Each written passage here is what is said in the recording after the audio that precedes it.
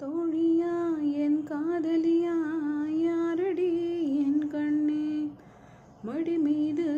தூங்கச் சொல்கிறாய் தோள் மீது சாய்ந்து கொள்கிறாய் நெருங்கி வந்தாய் நண்பன் என்கிறாய்